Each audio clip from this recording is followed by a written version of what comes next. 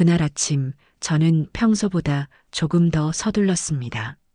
창밖에서 스며드는 새벽 공기는 아직 차가웠지만 제 마음은 분주한 계획으로 이미 훈훈하게 데워져 있었어요.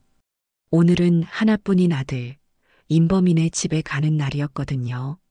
며칠 전 며느리인 미애와 통화하는데 수화기 너머로 손주 녀석의 목소리가 들려왔습니다. 할머니, 소불고기 먹고 싶어요. 그 한마디가 내내 귓가에 맴돌아 시장에 가는 발걸음이 저절로 가벼워졌어요.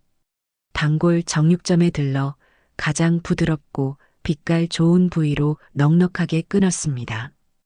혹시라도 모자랄까 싶어 평소보다 2근은 더 샀어요.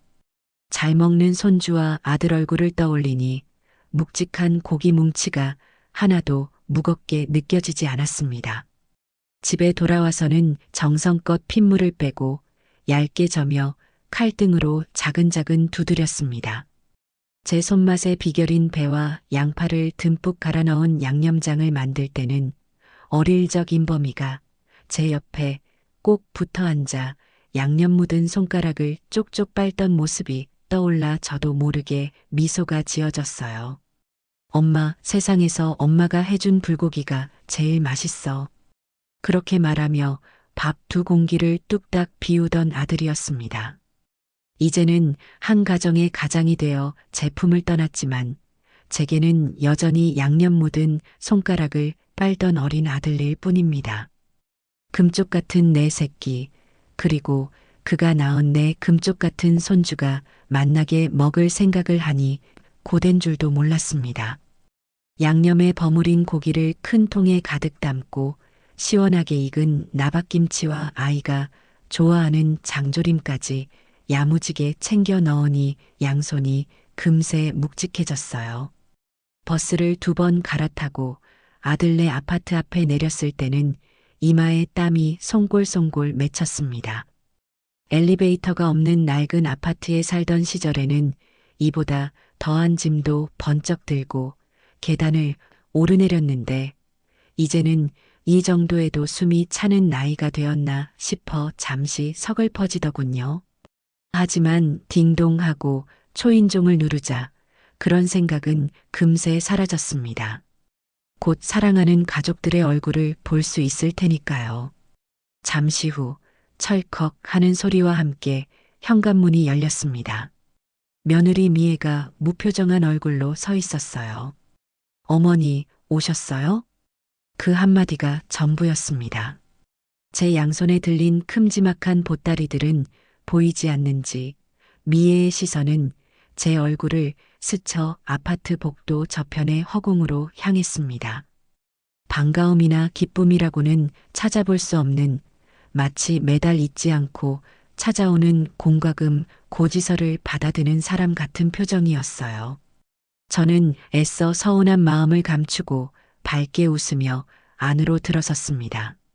그래, 우리 강아지 주려고 소불고기 좀 잔뜩 재워왔다. 가는 길에 보니 과일도 좋기에 사과랑 배도 좀 사왔어. 아, 네. 미애는 건성으로 대답하며 제가 건네는 짐들을 받아들었습니다. 고맙다는 말은 없었어요. 그저 짐들을 주방 식탁 위에 툭 내려놓고는 소파에 앉아 스마트폰을 들여다볼 뿐이었습니다. 손주 녀석은 방에서 게임을 하는지 요란한 기계음만 들려올 뿐 할머니가 왔는데도 코빼기 한 번 내비치지 않았어요. 거실에는 어색한 침묵과 요란한 게임 소리, 그리고 미애가 스마트폰 화면을 넘기는 소리만이 가득했습니다. 썰렁한 거실에 혼자 앉아 있기가 민망해 주방으로 가 미애가 내려놓은 짐을 풀었습니다. 냉장고 문을 여니 안은 이미 각종 배달 음식 용기들로 가득 차 있었어요. 제가 가져온 반찬통들을 넣을 자리를 만들기 위해 저는 다른 사람의 집을 뒤지는 것처럼 조심스럽게 냉장고 안을 정리해야만 했습니다. 그때 소파에 앉아있던 미애가 날카로운 목소리로 말했어요. 어머니, 그냥 좀 두세요. 제가 알아서 할게요. 아니다. 온 김에 냉장고 정리도 좀 해줘야지. 이게 다 뭐냐, 먹다 남은 것들이. 저희 다 먹어요. 버리는 거 아니니까 신경 쓰지 마세요. 미애의 목소리에는 명백한 짜증이 섞여 있었습니다. 저는 더 이상 아무 말도 하지 못하고 머쓱하게 냉장고 문을 닫았습니다. 그때 마침 퇴근한 아들 인범이가 현관으로 들어섰어요. 엄마, 언제 오셨어요? 그래, 우리 아들 이제 오는구나. 힘들었지?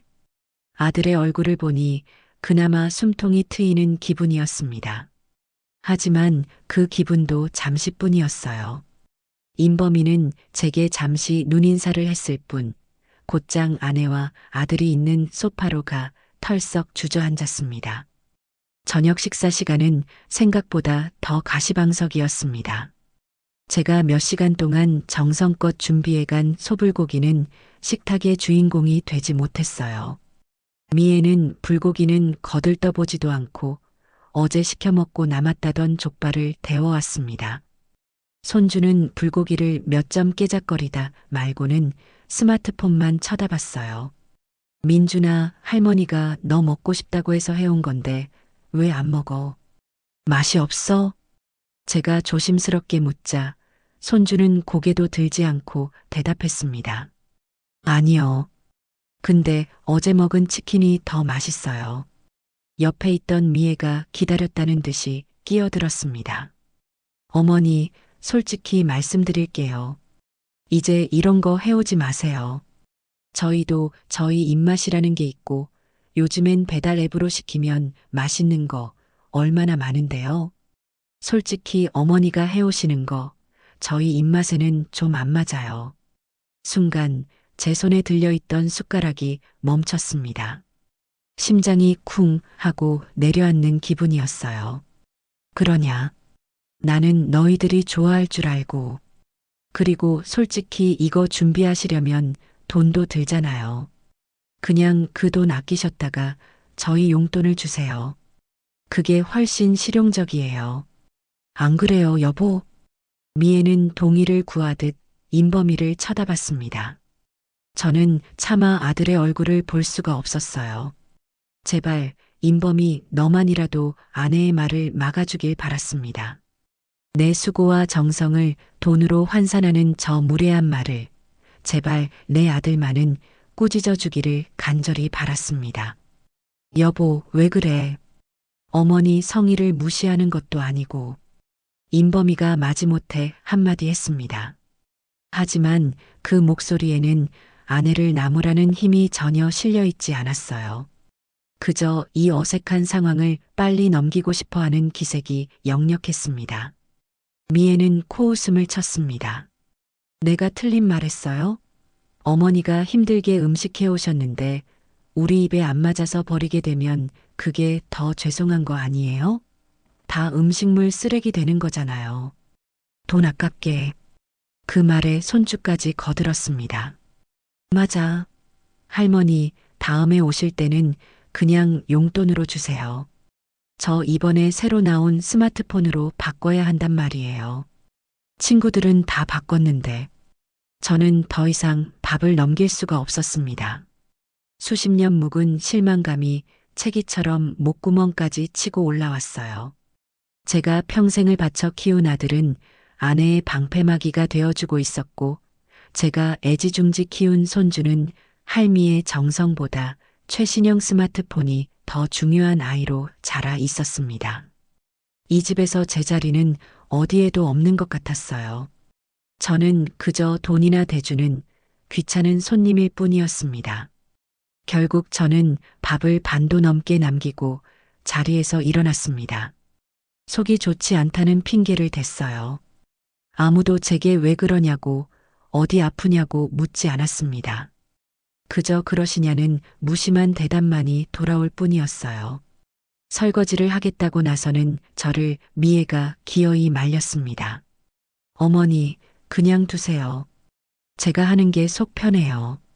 그 말은 마치 어머니가 하면 일이 더 늘어나니 제발 아무것도 하지 마세요라고 말하는 것 같아 비참한 기분이 들었습니다. 결국 저는 짐을 챙겨 집을 나설 준비를 했습니다. 아들 내외는 소파에 앉아 TV를 보고 있었고 저를 배웅하러 나오는 사람은 아무도 없었어요. 수십 년간 반복되었던 희생과 헌신이 오늘 밤처럼 허무하고 부질없게 느껴진 적은 없었습니다. 결국 저는 엉거주춤 자리에서 일어나 집을 나설 채비를 해야만 했어요. 속이 좋지 않다는 제 말에 돌아온 것은 그저 무심한 침묵뿐이었습니다. 아들 임범은 소파에 등을 깊숙이 기댄 채 TV 리모컨의 채널 버튼만 기계적으로 누르고 있었고 며느리 미애는 거실 테이블에 아무렇게나 발을 올린 채 스마트폰 화면에 콜을 받고 있었죠. 아무도 현관까지 나와서 제게 잘 가라는 인사를 건네지 않았습니다. 수십 년간 제 집처럼 드나들었던 아들의 집이었지만 그날따라 현관문 손잡이가 유독 차갑고 낯설게 느껴지더군요.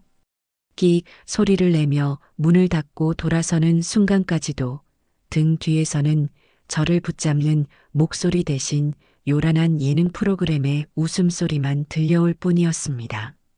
아파트의 차가운 복도를 걸어 나오는데 갑자기 다리에 힘이 쭉 풀려 벽에 몸을 기대야만 했어요. 제가 한평생 무엇을 위해, 누구를 위해 이 모든 것을 감내해 왔는지 도무지 알 수 없게 되어버린 밤이었죠.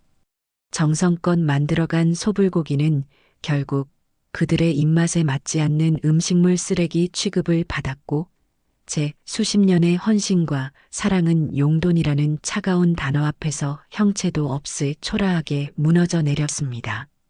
버스 정류장으로 향하는 발걸음이 마치 젖은 솜처럼 무겁게 느껴졌어요. 택시라도 탈까 잠시 생각했지만 이내 고개를 저었습니다. 낯선 사람과 단둘이 좁은 공간에 갇혀 제 목적지를 말하고 싶지 않았거든요. 그냥 좀 걷고 싶었습니다. 그때였어요. 등 뒤에서 경쾌하지만 어딘가 신경질적인 클렉슨 소리가 울렸습니다. 깜짝 놀라 돌아보니 익숙한 아들의 차가 제 옆에 멈춰 섰습니다.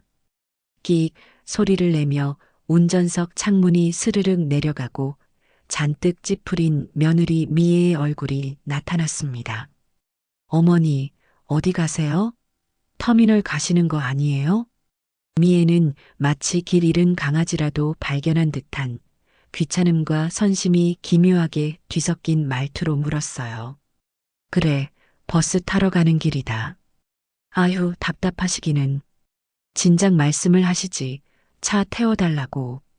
어서 타세요. 태워다 드릴게요. 저는 잠시 망설였습니다. 저 차를 정말 타고 싶지 않았어요. 저 차가 풍기는 인공적인 방향제 냄새, 미애가 항상 크게 틀어놓는 시끄러운 음악, 그리고 무엇보다 그녀와 단둘이 갇혀 있어야 한다는 사실 자체가 끔찍하게 느껴졌습니다. 하지만 여기서 거절하면 어머니는 성격이 저래서 피곤해라는 식의 뒷말이 나올 것이 뻔했어요. 저는 결국 무거운 한숨을 속으로 삼키며 마지못해 조수석 문을 열고 차에 올라탔습니다. 차 문이 쿵 하고 닫히자마자 미애는 보란듯이 한숨을 푹 내쉬었어요. 차 안에는 예상대로 머리가 아플 정도로 진한 라벤더 향 방향제 냄새가 진동을 했습니다. 그 인공적인 향기는 차 안에 배어있는 미세한 음식물 냄새와 담배 냄새를 감추기에는 역부족이었죠. 어머니는 저희 집 오시면 왜 항상 분위기를 그렇게 싸하게 만드세요? 침묵을 깬 것은 역시나 미애였습니다. 저는 제 귀를 의심했어요. 지금 이 상황을 만든 장본인이 누구인데 감히 제게 책임을 돌리는 걸까요? 뭐라고? 제가 뭐 틀린 말 했어요? 솔직히 어머니 음식 너무 옛날 맛이잖아요. 요즘 누가 그렇게 간장 넣고 설탕 넣고 짜고 달게 먹어요. 그리고 민준이한테 자꾸 스마트폰 사달라고 조르지 말라고 하셨다면서요? 애 기죽게 왜 그러세요? 요즘 애들 사이에서 그런 거 얼마나 중요한지 모르세요? 할머니가 되어서 손주 기 살려줄 생각은 안 하고 기가 막혀서 말이 나오지 않았습니다. 손주 녀석이 제게 없는 말을 지어내 이간질을 한 모양이었어요. 저는 아이의 무분별한 소비 습관을 걱정해서 타이른 것이었는데 그게 기죽이는 말로 둔갑해 있었습니다.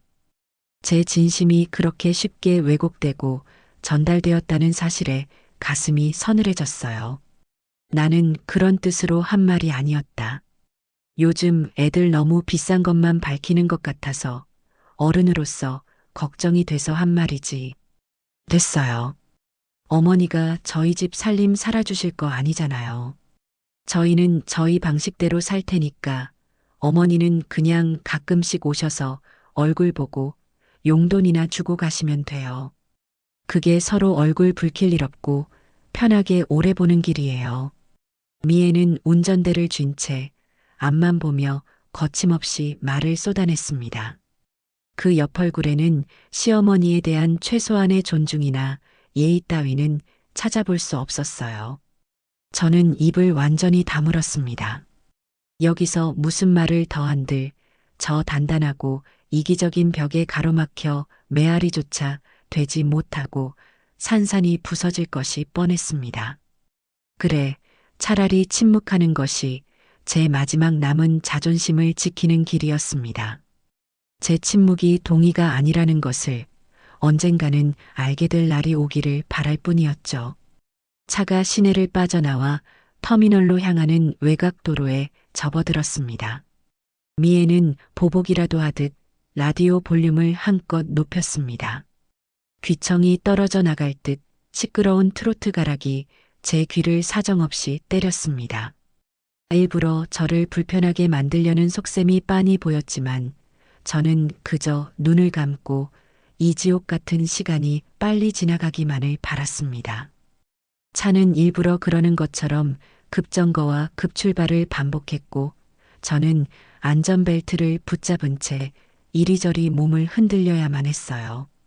한참을 그렇게 달리던 미애가 또다시 혼잣말처럼 그러나 제가 충분히 들을 수 있는 크기로 중얼거렸습니다. 아, 기름 또 넣어야겠네. 어제 가득 채웠는데 벌써 경고등이야. 요즘 기름값은 왜 이렇게 비싼 거야, 정말. 사람 살 수가 없어. 그러면서 곁눈질로 제 반응을 살폈습니다.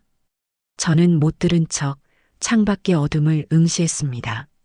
조수석 수납 공간 위에는 미애가 얼마 전세로 샀다고 자랑하던 번쩍이는 명품 가방이 놓여 있었습니다.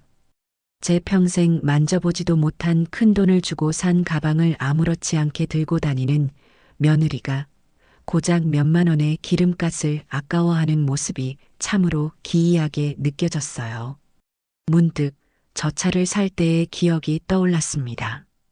임범이가 중고차는 싫다고 기왕이면 새 차를 뽑고 싶다고 했을 때 모아둔 돈이 부족하다며 제게 손을 벌렸었죠. 저는 아들의 길을 살려주고 싶어 남편이 남긴 유산의 일부를 떼어주었습니다. 그렇게 제 돈이 보태져서 산 차인데 이제 그 차는 저를 모욕하는 도구가 되어 있었습니다. 그렇게 얼마나 지났을까요? 드디어 버스터미널에 환한 불빛이 보이기 시작했습니다.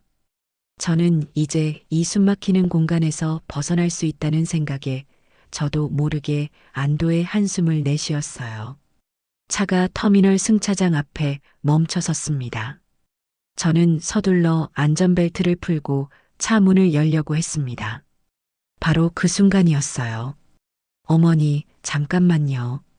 미애가 제 팔을 낚아채듯 붙잡았습니다. 그 손길이 어찌나 차갑고 날카로운지 온몸에 소름이 돋는 듯 했습니다. 왜 그러냐?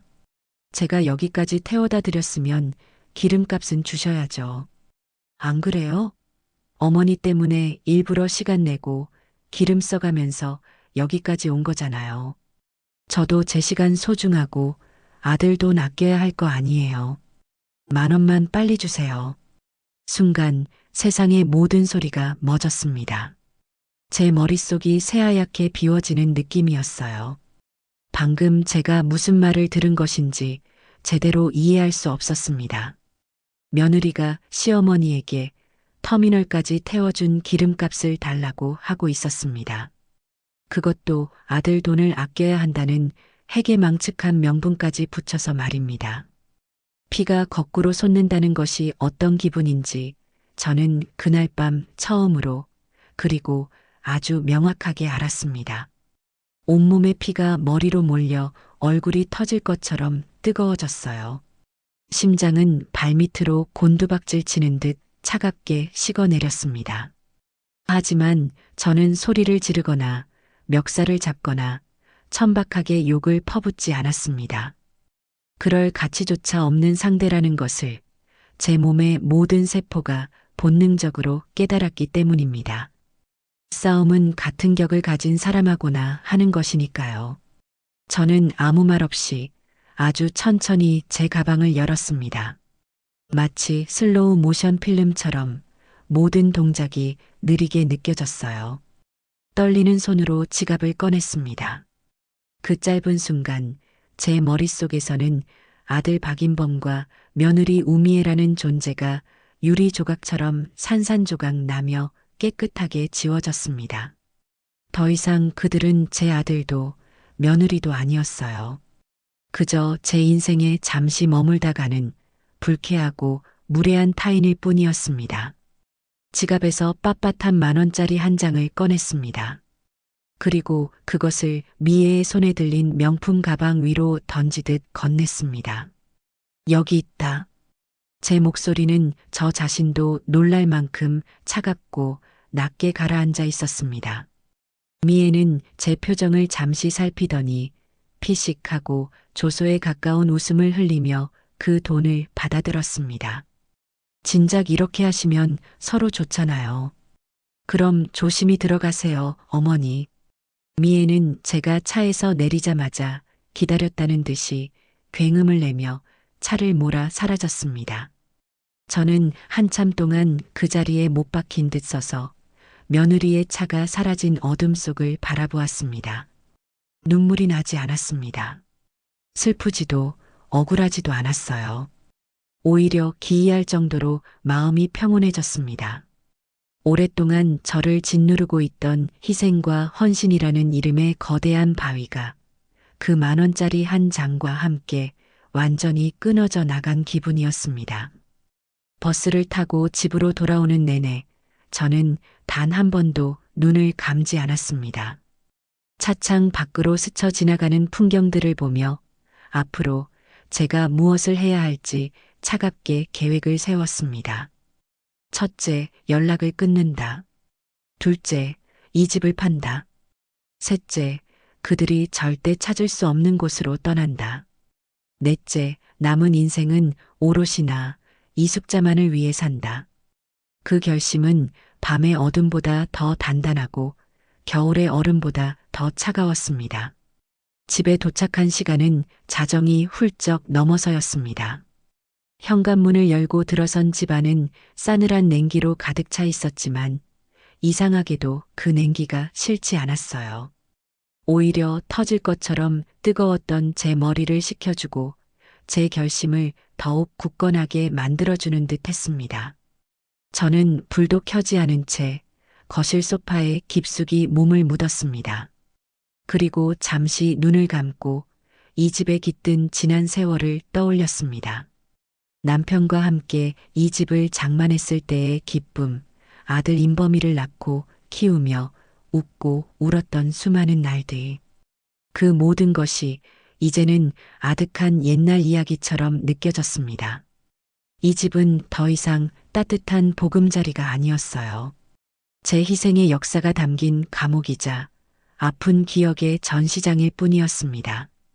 저는 조용히 눈을 뜨고 가방에서 휴대전화를 꺼내 들었습니다. 어둠 속에서 빛나는 작은 화면 위로 익숙한 이름 2개가 떠올랐습니다. 내 아들 인범 그리고 며느리. 저는 잠시 그 이름들을 가만히 내려다보았습니다. 수십 년간 제 삶의 전부였고 제 모든 희생의 이유였던 이름들이었죠. 하지만 이제는 아니었습니다. 그 이름들은 제게 10,000원짜리 모멸감을 안겨준 제 인생에서 가장 먼저 도려내야 할 악성 종양일 뿐이었습니다. 저는 망설이지 않았습니다. 먼저 내 아들 인범의 이름을 길게 눌렀습니다. 화면에 나타난 여러 메뉴 중에서 차단이라는 글자를 찾아 거침없이 손가락으로 눌렀습니다. 이 연락처를 차단하시겠습니까? 차단된 연락처로부터 전화나 메시지를 받을 수 없습니다. 라는 기계적인 확인 메시지가 떴습니다. 저는 한치의 망설임도 없이 확인 버튼을 눌렀어요. 곧이어 며느리의 이름도 똑같은 방식으로 차단 목록에 추가했습니다. 그들이 나중에 다른 번호로 연락을 해온다면 그건 역시 차단하면 그만이었습니다. 앞으로 제 인생에서 그들의 목소리를 듣는 일은 제가 허락하지 않는 한 영원히 없을 겁니다. 그 간단한 손가락질 몇 번에 수십 년 묵은 족쇄가 산산이 부서져 나가는 듯한 짜릿한 해방감이 밀려왔습니다. 휴대전화를 소파 위에 던져두고 저는 자리에서 일어나 서재로 향했습니다. 그리고 먼지가 뽀얗게 쌓인 노트북을 켰어요. 몇 년 만에 켜보는 것인지 노트북은 한참을 끙끙거리다 겨우 바탕화면을 띄웠습니다. 저는 곧장 부동산 사이트에 접속했어요. 제가 사는 동네의 매물들을 검색하고 그 중에서 가장 거래 후기가 좋고 일 처리가 빨라 보이는 부동산 몇 군데의 연락처를 수첩에 꼼꼼히 적어두었습니다. 내일 아침이 밝는 대로 저는 이 집을 팔아버릴 작정이었습니다. 아들 내외가 결혼할 때 보태주고 남은 제 전 재산이자 남편과 사별한 후 홀로 저를 지켜주었던 이 보금자리를 이제는 미련 없이 떠나야 할 때였습니다. 이 집에는 그들의 흔적이 너무 많이, 너무 깊이 묻어 있었고 그 흔적들은 이제 저를 갉아먹고 병들게 할 뿐이었습니다. 다음 날 아침 저는 동이 트자마자 잠에서 깼습니다. 밤새 한숨도 못 잘 줄 알았는데 의외로 아기처럼 깊이 잠이 들었어요. 아마도 어젯밤 제 인생에서 가장 중요한 결정을 내렸기 때문일 겁니다. 더 이상 고민할 것도 망설일 것도 없었기에 마음이 편안해진 것이겠죠. 저는 일어나자마자 어제 적어둔 부동산 연락처 중에서 가장 마음에 드는 곳으로 전화를 걸었습니다. 네, 행복 부동산입니다. 무엇을 도와드릴까요? 사장님, 저 집 좀 내놓으려고 전화드렸습니다. 저는 제 주소를 말하고 집을 최대한 빨리 처분해달라고 요청했습니다. 제 목소리는 조금의 떨림도 없었습니다. 사모님, 집이 평수도 있고 위치도 좋아서요. 너무 급하게 파시면 제값을 못 받으실 수도 있습니다. 시간을 좀 가지고 천천히 좋은 분께 파시는 게. 부동산 사장은 장사꾼답게 저를 설득하려 했어요. 하지만 저는 단호했습니다. 아닙니다, 사장님. 저는 가격은 조금 손해봐도 괜찮습니다. 무조건 빨리 팔아주세요. 지금 저에게는 몇 푼의 돈보다 속도가 훨씬 더 중요합니다. 제 단호하고 차가운 목소리에 부동산 사장도 더 이상 아무 말도 하지 못했습니다. 곧바로 집을 보러 오겠다는 약속을 잡고 전화를 끊었습니다. 그리고 그날 오후 부동산 사장과 함께 집을 보러 온 첫 번째 손님이 그 자리에서 바로 계약을 하겠다고 나섰습니다. 신혼부부였는데 제가 시세보다 가격을 조금 낮춰 내놓은 덕분에 망설임이 없었던 모양이었어요. 모든 것이 제가 계획한 대로 무서울 정도로 빠르게 진행되고 있었습니다. 계약서에 도장을 찍고 돌아오는 길, 저는 집 앞 마트에 들러 가장 큰 규격의 쓰레기 봉투를 20장이나 샀습니다. 집이 완전히 팔리고 제가 떠나기 전까지 이 집에 남은 과거의 흔적들을 모조리 지워버릴 작정이었습니다. 집에 돌아오자마자 저는 가장 먼저 거실벽에 걸린 대형 가족 사진을 떼어냈습니다.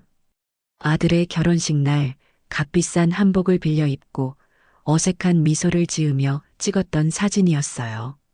사진 속에 저는 이제 막 새로운 가족이 생겼다는 기쁨보다는 앞으로 짊어져야 할 짐의 무게에 더 짓눌려 있는 듯한 표정이었습니다. 저는 그 사진을 액자에서 빼내어 반으로 접고 또 반으로 접어 쓰레기 봉투에 쳐넣었습니다. 유리를 깨뜨려 버리고 싶은 충동이 일었지만 꾹 참았어요. 조용히 그리고 깨끗하게 정리하고 싶었습니다. 그리고 아들이 쓰던 방으로 들어갔습니다. 지금은 창고처럼 변해버린 그 방에는 아들의 어린 시절부터 학창 시절까지의 추억들이 먼지를 뒤집어 쓴 채 쌓여 있었어요. 벽에는 아들이 초등학교 때 받아온 상장들이 누렇게 바른 채 붙어 있었습니다. 어머니의 따뜻한 사랑과 희생에 감사드립니다라는 문구가 적힌 어버이날 감사장을 발견했을 때 잠시 가슴 한구석이 아려왔습니다.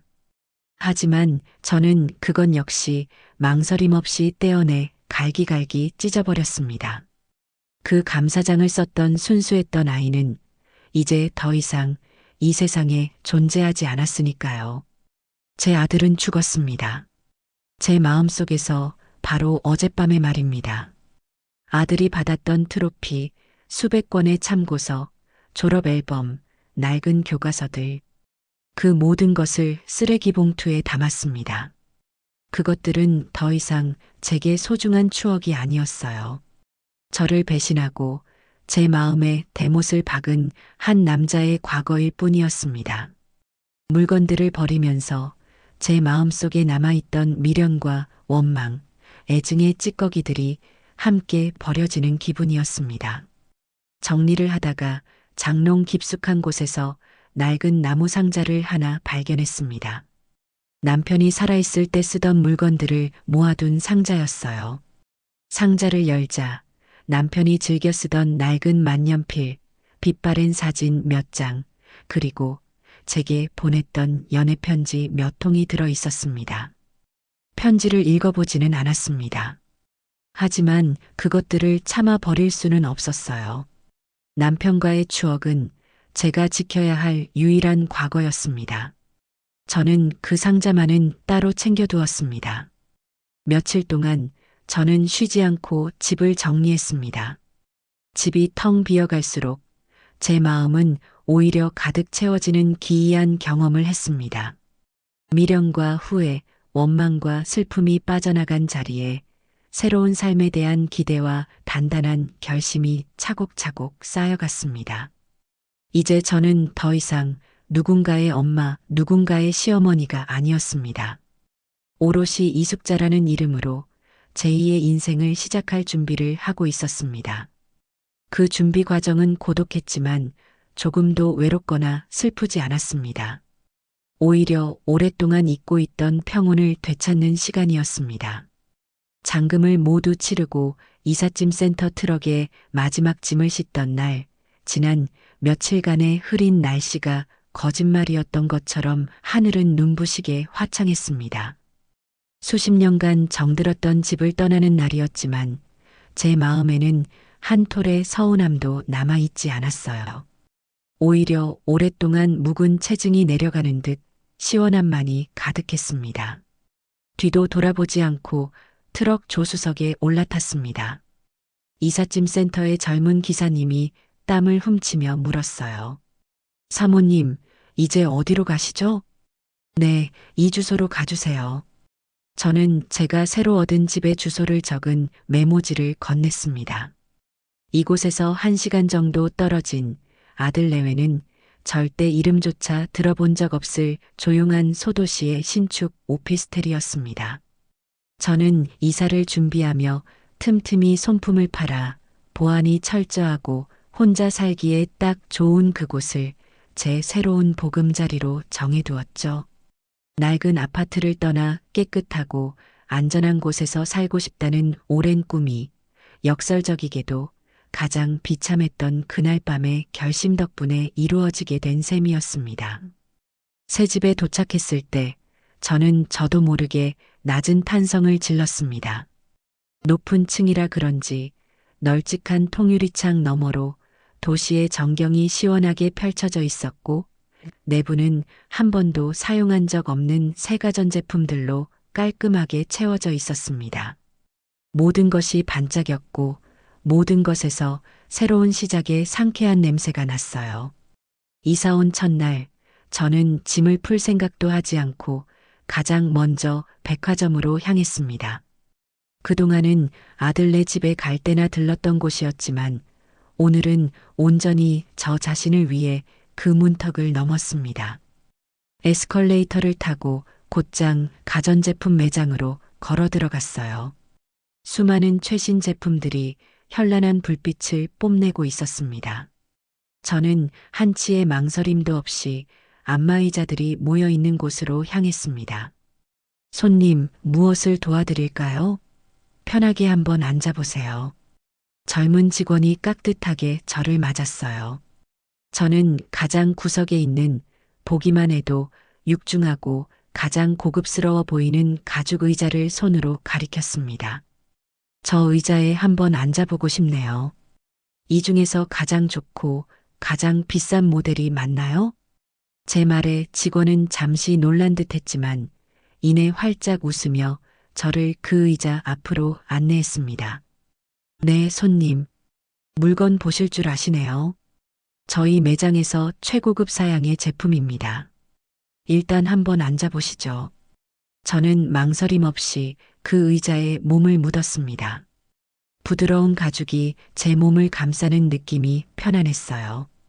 직원이 리모컨의 버튼을 누르자 의자가 제 몸에 맞게 스르륵 움직이며 등과 어깨, 다리를 체계적으로 주무르기 시작했습니다. 평생 자식들 뒷바라지하느라 남편 병수발하느라 뭉치고 결렸던 온몸의 근육들이 기분 좋은 압력에 아이스크림처럼 녹아내리는 듯했습니다. 저는 그 자리에서 바로 카드를 꺼내 결제했습니다. 할부도 망설임도 없었어요. 평생 남을 위해 돈을 썼지 저 자신을 위해 이렇게 큰 돈을 써본 것은 처음이었습니다. 이것은 제 새로운 인생에 제가 주는 장엄한 첫 번째 선물이었습니다. 그날 저녁 제 새집 거실의 가장 좋은 창가 자리에 안마의자가 배달되었습니다. 저는 편안한 옷으로 갈아입고 의자에 앉아 창밖으로 펼쳐진 보석 같은 도시의 야경을 바라보았습니다.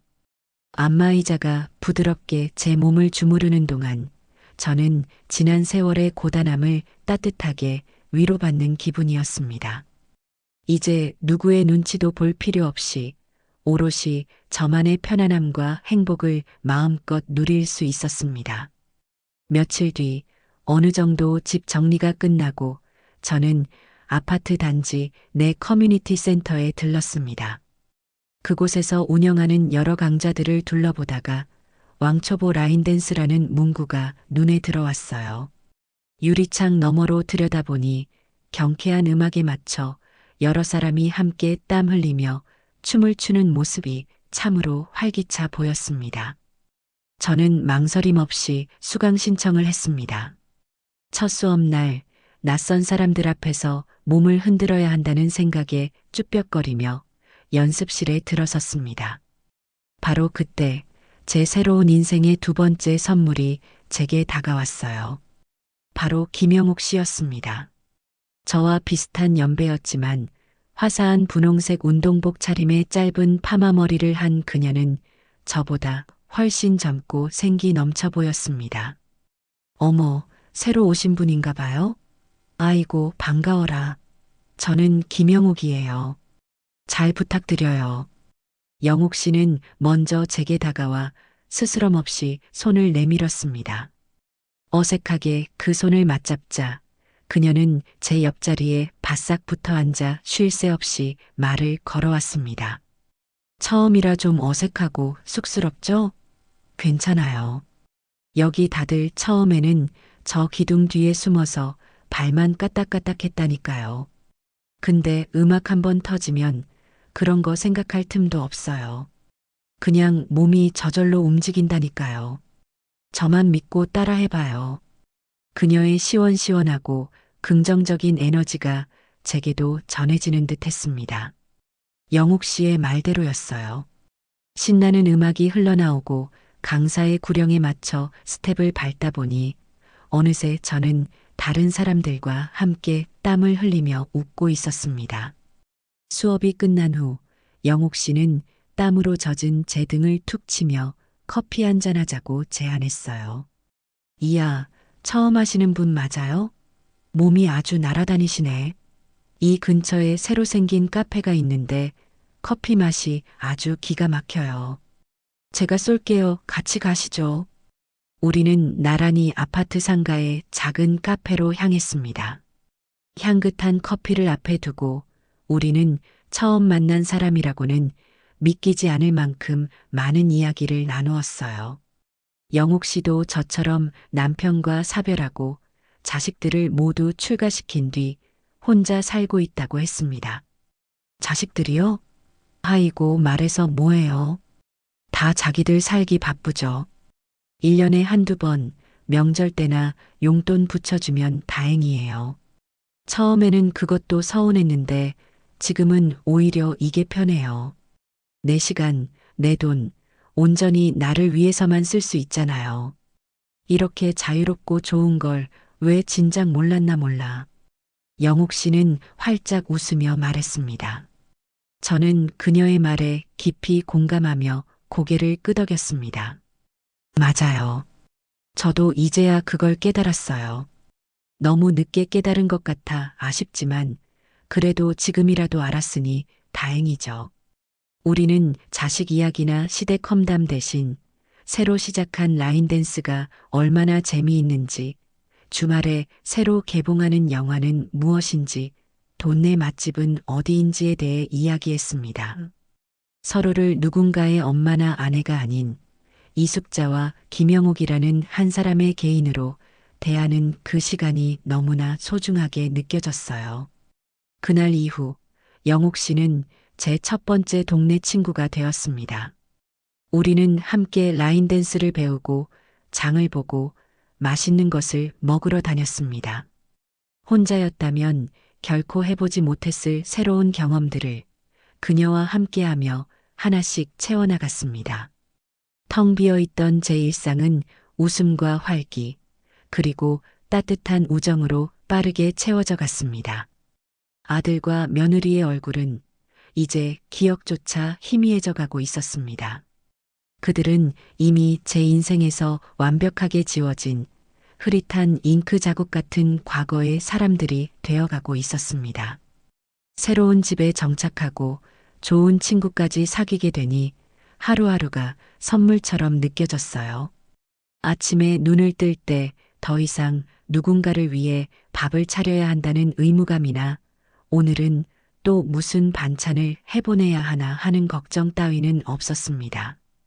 대신 창문으로 쏟아지는 햇살을 온전히 느끼며 오늘은 또 어떤 즐거운 일이 나를 기다리고 있을까 하는 설렘으로 하루를 시작했죠. 제 인생에서 이렇게 완벽한 평온을 누려본 적이 있었나 싶어요. 라인 댄스 수업이 없는 날에는 동네를 어슬렁거리며 산책하는 것이 새로운 취미가 되었습니다. 그러던 어느 날 저는 우연히 동네 문화센터 건물 앞을 지나게 되었어요. 건물 입구에 붙은 여러 강좌 안내문 중에서 유독 제 눈길을 사로잡는 것이 있었습니다. 바로 묵향과 함께하는 서예 교실이었어요. 어릴 적 아버지가 붓글씨 쓰시는 모습을 어깨너머로 훔쳐보며 신기해했던 기억이 떠올랐습니다. 먹을 가는 냄새, 화선지 위로 붓이 스치는 소리, 그 모든 것이 아련한 향수처럼 제 마음을 흔들었어요. 평생을 분주하게 살아오느라 잊고 있던 아주 오래된 꿈이었습니다. 저는 잠시 망설였습니다. 이 나이에 한 번도 제대로 배워본 적 없는 서예를 시작할 수 있을까? 하지만 이내 고개를 저었어요. 왜 못해? 이제 내 인생인데 내가 하고 싶은 건 뭐든 할 수 있잖아. 그 생각에 미치자 망설임은 용기로 바뀌었습니다. 저는 곧장 문화센터 안으로 들어가 서예 교실에 등록을 마쳤습니다.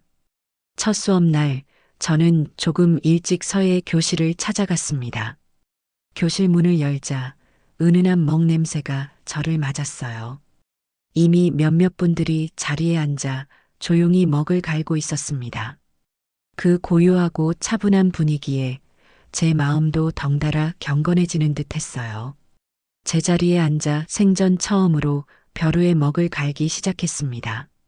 서걱서걱 일정한 소리를 내며 먹이 갈리는 동안 제 머릿속을 어지럽히던 모든 잡념이 사라지는 기분이었어요. 오직 먹과 벼루 그리고 제 손끝의 감각만이 존재할 뿐이었습니다. 처음이신가 봅니다. 붙잡는 법부터 알려드리지요. 백발이 성성한 선생님께서 제게 다가와 부드러운 목소리로 말씀하셨어요. 선생님의 가르침에 따라 붓을 잡고 화선지에 첫 획을 그었습니다. 삐뚤빼뚤 제멋대로 뻗어나가는 선이 부끄러웠지만 선생님께서는 잘했다며 격려해 주셨어요. 괜찮습니다. 처음에는 다 그런 법이지요. 서예는 손재주로 쓰는 것이 아니라 마음으로 쓰는 것입니다. 마음을 곧게 하면 붓도 곧게 나아가는 법이지요. 그날 이후 서예는 제 삶의 새로운 활력소가 되었습니다. 붓을 들고 화선지에 집중하는 동안 저는 아들과 며느리에 대한 생각은 물론 세상의 모든 시름을 잊을 수 있었어요. 오롯이 저에게만 집중하는 그 시간이 너무나 소중했습니다.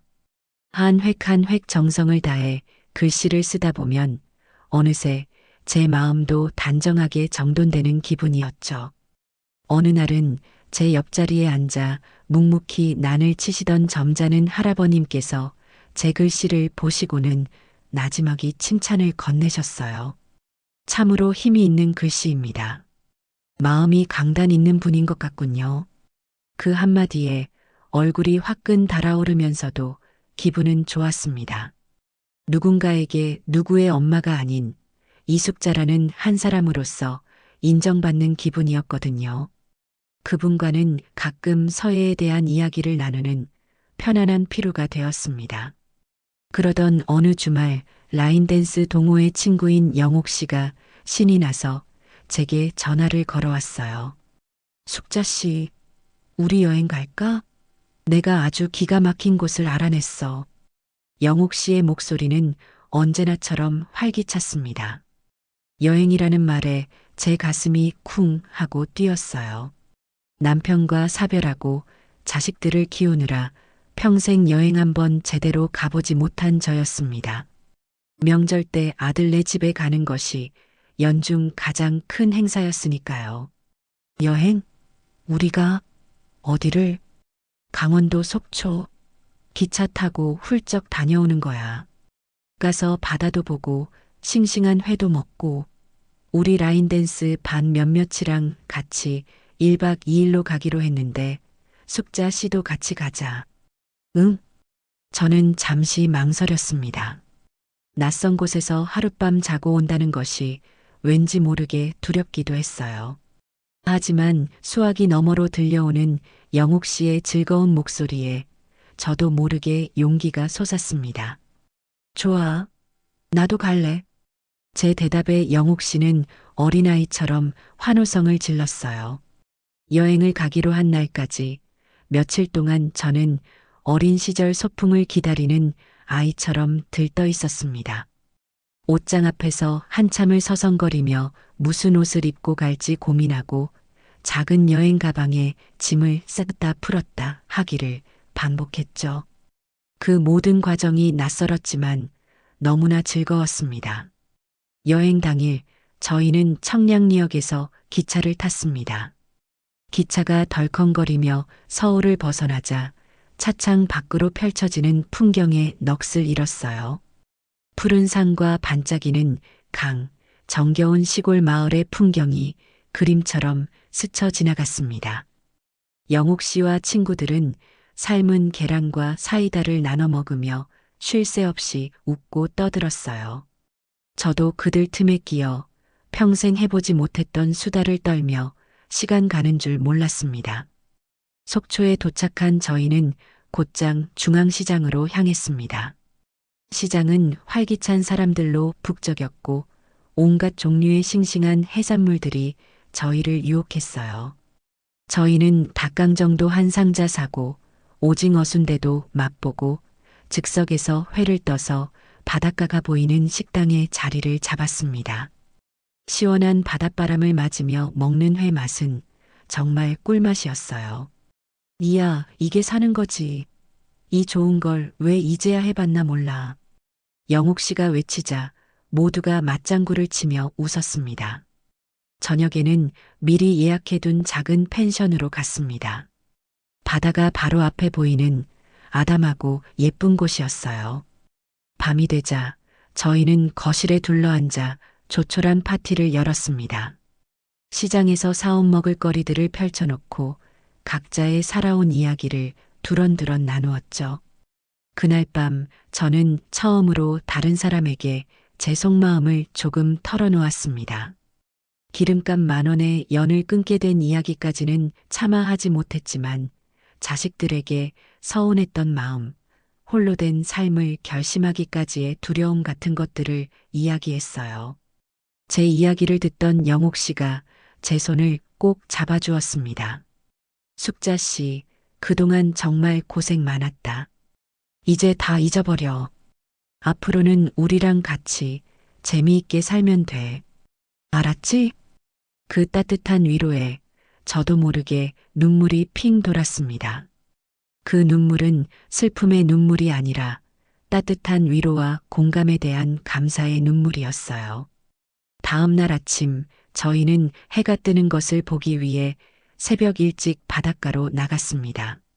수평선 너머로 붉은 해가 장엄하게 떠오르는 모습을 보며 저는 제 인생도 저 해처럼 다시 떠오르고 있음을 느꼈습니다. 서울로 돌아온 며칠 뒤 저는 홀로 백화점으로 향했습니다. 여행을 다녀온 후 제 마음속에는 작은 변화가 생겼어요. 나 자신을 좀 더 가꾸고 사랑해줘야겠다는 생각이었죠. 그동안은 늘 시장에서 파는 편하고 값싼 옷들만 사입었습니다. 백화점은 아들이나 며느리, 손주의 선물을 살 때나 가는 곳이었지, 저를 위한 물건을 사러 가는 곳은 아니었어요. 1층 화장품 매장을 지나 여성 의류 코너가 있는 층으로 올라갔습니다. 화려한 조명과 세련된 마네킹들 사이에서 저는 잠시 주눅이 들었어요. 하지만 이내 마음을 다잡고 천천히 매장들을 둘러보기 시작했습니다. 그때 한 쇼윈도에 걸린 코트가 제 발길을 멈추게 했습니다.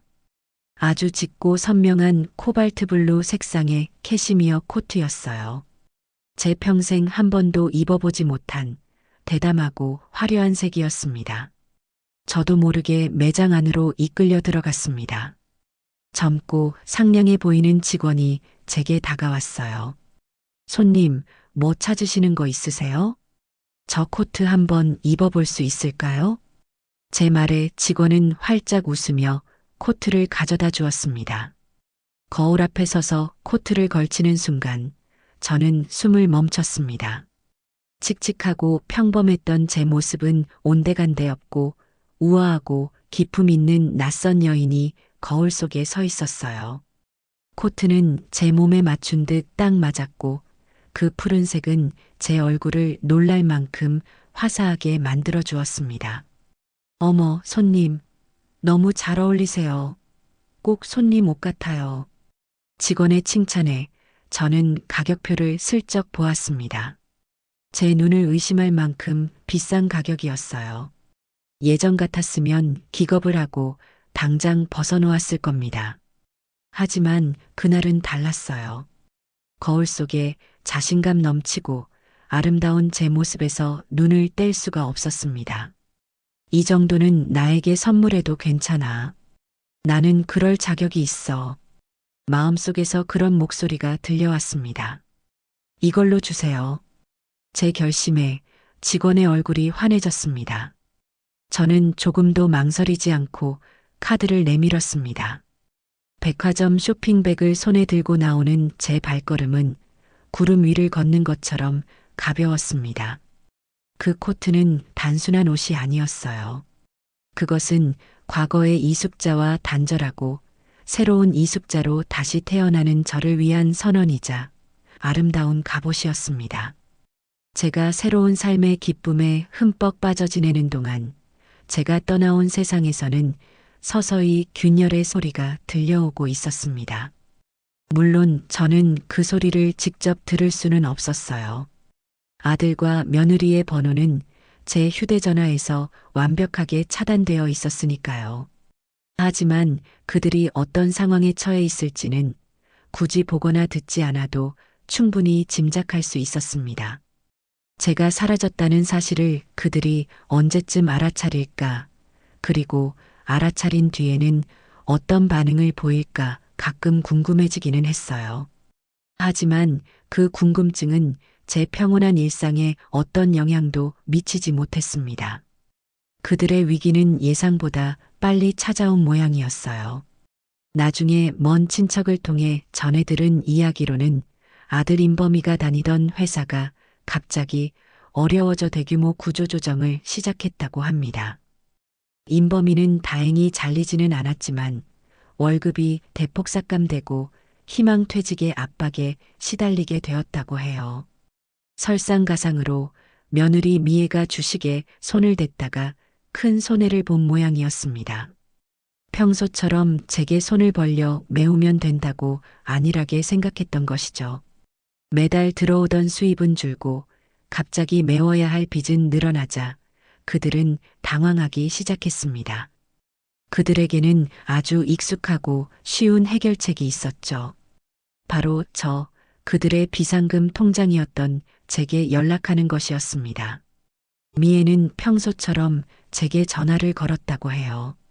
하지만 수화기에서는 고객의 사정으로 당분간 전화를 받을 수 없습니다라는 차가운 기계음만 반복될 뿐이었습니다. 처음에는 제가 단단히 삐져서 전화를 꺼놨다고 생각했대요. 어머니, 그때 기름값 달라고 한 건 농담이었어요. 화 푸세요. 어머니, 저희가 잘못했어요. 전화 좀 받아주세요. 어머니, 급하게 돈 쓸 때가 있는데 전화 좀 주세요. 그들은 수십 통의 문자를 보냈지만 당연히 제게는 단 한 통도 닿지 않았습니다. 며칠이 지나도 제게서 아무런 연락이 없자 그들은 슬슬 불안해지기 시작했습니다. 그리고 마침내 그들의 아파트 대출금 이자를 내야 할 날이 다가왔을 때 그들의 불안은 공포로 바뀌었습니다. 그 대출금 이자는 지난 몇 년간 제가 묵묵히 내주고 있었거든요. 결국 그들은 저를 직접 찾아오기로 결심했습니다. 당연히 제가 옛집에 그대로 살고 있을 거라고 생각했던 것이죠. 차를 몰아 제가 살던 동네로 향하는 내내 그들은 차 안에서 저를 어떻게 구슬릴지 작전회의를 했다고 합니다. 미애는 이번에 가서 확실히 버릇을 고쳐놔야 한다고 기세등등했고, 임범이는 그래도 우리 엄마인데 좋게 말로 하자며 소심하게 반대하며 또 한바탕 다퉜다고 해요. 마침내 그들이 익숙한 골목길을 돌아 제 집 앞에 도착했을 때 그들은 자신들의 눈을 의심해야만 했습니다. 집은 그대로 있었지만 분위기가 완전히 달라져 있었거든요. 굳게 닫혀있던 대문은 활짝 열려 있었고 마당에는 아이들 자전거가 놓여 있었습니다. 창문에는 예쁜 레이스 커튼이 달려 있었고요. 임범이가 어리둥절한 표정으로 대문 앞에 서 있는데 집안에서 젊은 여자가 아이의 손을 잡고 나왔습니다. 누구세요? 젊은 여자는 낯선 남자와 여자가 자신의 집 앞을 서성이는 것을 보고 경계심 가득한 목소리로 물었습니다. 임범이가 더듬거리며 대답했어요. 저 여기가 이숙자 시댁이 아닌가요? 저희 어머니가 사시던 집인데. 그 말에 젊은 여자는 고개를 갸웃했습니다. 이숙자 씨요? 아, 이 집 전주인 말씀이시구나. 저희 이사 온 지 벌써 한 달 넘었는데요. 이 집 저희가 샀어요. 네, 집을 파셨다고요? 저희한테 아무 말씀도 없이요? 임범이의 목소리가 커졌습니다. 옆에 서 있던 미애의 얼굴은 하얗게 질려 있었어요. 젊은 여자는 그들의 반응이 불쾌하다는 듯이 미간을 찌푸렸습니다. 그건 저희가 알 바 아니죠. 저희는 부동산 통해서 정상적으로 계약하고 들어왔어요. 그럼 이만. 젊은 여자는 그들을 위아래로 훑어보더니 아이의 손을 잡고 쌩하니 지나가 버렸습니다. 임범이와 미애는 한동안 그 자리에 망부석처럼 서서 낯설게 변해버린 집을 멍하니 바라보아야만 했습니다. 자신들이 당연하게 누려왔던 모든 것의 기반이 소리 소문도 없이 통째로 사라져버렸다는 사실을 그제야 깨달은 것이죠. 충격에서 벗어난 그들은 차로 돌아왔습니다. 그리고 차 문이 닫히자마자 억눌려 있던 분노와 불안이 폭발하며 서로에게 날카로운 비난을 퍼붓기 시작했습니다. 이게 다 당신 때문이야. 당신이 어머니한테 어떻게 했는데. 그깟 기름값 10,000원이 아까워서 그 난리를 치더니 꼴 좋다. 이제 우리 다 망했어.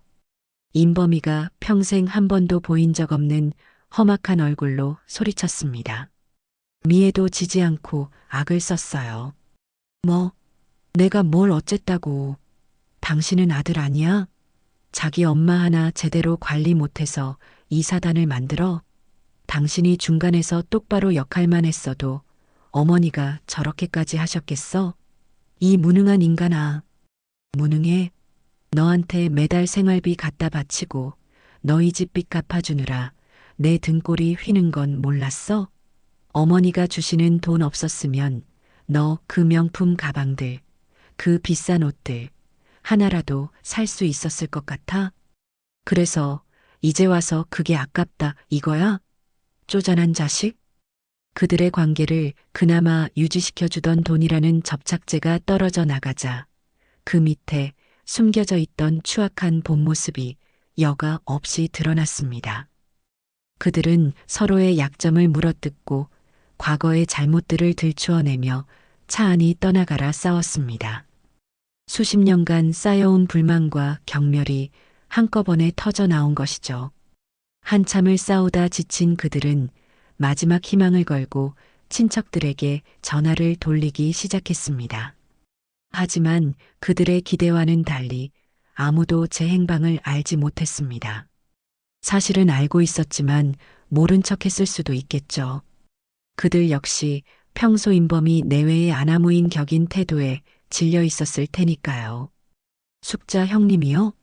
글쎄요, 요즘 통 연락이 없어서 무슨 일 있어요? 어머님을 찾으신다고요? 저희도 연락 안 닿은 지 꽤 됐는데. 모두가 약속이라도 한 듯 냉담하고 형식적인 반응을 보일 뿐이었습니다. 전화를 끊고 난 뒤 그들은 서로의 등 뒤에서 혀를 찼을지도 모릅니다. 꼴 좋다. 이제 와서 엄마를 찾다니. 하고 말입니다. 모든 연락이 끊기고 모든 희망이 사라진 후에야 그들은 비로소 깨달았습니다. 제가 그들에게 어떤 존재였는지를. 제가 그들의 어머니이자 시어머니였을 뿐만 아니라 그들의 안락한 삶을 지탱해주던 가장 튼튼한 기둥이었음을, 그리고 그 기둥을 그들 스스로의 손으로 무너뜨려 버렸다는 뼈아픈 사실을 말입니다. 제가 그들의 세계에서 완전히 사라져버린 동안 제 세상은 하루가 다르게 평온과 활기로 가득 채워지고 있었습니다. 가장 큰 변화는 제 건강에서 나타났어요. 아들네 집에 드나들던 시절, 저는 늘 원인 모를 두통과 소화불량에 시달렸습니다. 병원에 가봐도 의사들은 늘 신경성이라는 애매한 진단만 내놓을 뿐이었죠. 잠을 자도 개운하지 않았고 아침에 눈을 뜨면 또 하루를 어떻게 버텨야 하나 하는 생각에 가슴이 답답해지곤 했습니다. 하지만 이곳으로 이사 온 뒤로는 그 모든 증상이 거짓말처럼 사라졌어요. 저는 매일 아침 새소리에 맞춰 기분 좋게 눈을 떴습니다. 일어나면 가장 먼저 창문을 활짝 열어 신선한 공기를 들이마시고 간단한 스트레칭으로 몸을 깨웠어요. 그리고 저 자신만을 위한 건강한 아침 식사를 차렸습니다. 현미밥에 된장찌개, 그리고 제철 나물 몇 가지. 누구의 입맛도 신경 쓸 필요 없이 오직 제 몸이 원하는 음식들을 먹는 즐거움이 얼마나 큰지 새삼 깨달았죠. 식사 후에는 동네 공원을 1시간 정도 산책했습니다. 푸른 나무들 사이를 걷고 계절마다 피어나는 꽃들을 구경하는 것이 큰 기쁨이었어요. 예전에는 그저 무심코 지나쳤던 모든 것들이 마음의 여유가 생기니 비로소 제 눈에 들어오기 시작했습니다. 오후에는 서예 교실이나 라인 댄스 수업에 가고 저녁에는 새로 사귄 친구들과 저녁 약속을 잡거나 집에서 편안하게 안마의자에 앉아 책을 읽으며 하루를 마무리했어요. 스트레스 없는 규칙적인 생활 덕분에 제 몸은 스스로 건강을 되찾기 시작했습니다. 얼마 전에는 정기 건강 검진을 받기 위해 동네 병원을 찾았습니다. 의사 선생님은 제 과거 진료 기록과 현재 검사 결과를 번갈아 보며 연신 고개를 갸웃거렸어요. 어르신, 정말 대단하시네요. 몇 년간 계속 높았던 혈압이랑 콜레스테롤 수치가 전부 정상으로 돌아왔습니다. 혹시 무슨 특별한 약이라도 드시는 게 있으세요? 저는 활짝 웃으며 대답했습니다. 아니요, 선생님. 약은 끊은 지 오래됐어요. 대신 제 인생의 가장 큰 스트레스 덩어리를 하나 끊어냈답니다. 제 말에 의사 선생님은 의미심장한 미소를 지으며 고개를 끄덕였습니다. 그게 바로 명약이었군요. 하고 말입니다. 병원을 나오는 제 발걸음은 날아갈 듯이 가벼웠습니다. 건강을 되찾았다는 것은 제가 제 인생의 주도권을 되찾았다는 가장 확실한 증거였으니까요. 건강뿐만 아니라 제 삶에는 새로운 성취감도 하나둘씩 생겨나기 시작했습니다. 꾸준히 다닌 서예 교실에서 저는 의외의 재능을 발견했다는 칭찬을 듣게 되었어요. 처음에는 그저 마음을 다스리기 위해 시작한 것이었는데 하면 할수록 재미를 느끼고 실력도 늘었습니다. 이숙자님 글씨에 힘과 기품이 함께 있습니다. 혹시 저희 문화센터에서 가을에 여는 회원 전시회에 작품을 한번 출품해 보시지 않겠습니까? 선생님의 제안에 저는 손사래를 쳤습니다. 아이고, 선생님. 제가 뭘 안다고 전시회까지요. 저는 아직 한참 멀었습니다. 겸손해하지 마십시오. 제가 보기에는 충분한 실력을 갖추셨습니다. 좋은 경험이 될 겁니다. 선생님의 거듭된 격려와 피로인 할아버님의 응원에 힘입어 저는 용기를 내기로 했습니다. 어떤 글귀를 쓸까 며칠을 고민하다가 화양연화라는 4글자를 쓰기로 마음먹었어요. 인생에서 가장 아름답고 행복한 시간이라는 뜻이었죠. 지금의 제 삶이 바로 그렇다고 생각했기 때문입니다. 저는 최고의 작품을 만들기 위해 며칠 동안 연습에 매달렸습니다. 수십 장의 화선지를 버려가며 마침내 제 마음에 쏙 드는 작품을 완성할 수 있었어요. 제 이름 석자와 낙관까지 찍고 나니 가슴 벅찬 뿌듯함이 밀려왔습니다. 전시회 첫날 저는 영옥 씨와 라인댄스 친구들의 손에 이끌려 문화센터 전시실로 향했습니다. 한쪽 벽면에 근사한 표구까지 마친 제 작품이 걸려 있었어요. 제 이름 이숙자가 적힌 명패와 함께 말입니다. 저는 한참 동안 제 작품 앞에서 떠날 줄을 몰랐습니다. 평생을 누구의 엄마, 누구의 아내로만 불리며 살아왔는데 이곳에서는 온전한 제 이름으로, 제 작품으로 사람들과 만나고 있었습니다. 이것이야말로 진정한 제2의 인생이 시작되었음을 알리는 신호탄이었죠. 새로운 삶에 완벽하게 적응하면서 저는 미래에 대한 계획도 세우기 시작했습니다. 집을 팔고 남은 돈은 통장에 고스란히 들어 있었지만 이 돈을 어떻게 관리하고 사용해야 할지 막막했어요. 그저 아껴 쓰기만 하는 것이 능사는 아니라는 생각이 들었습니다.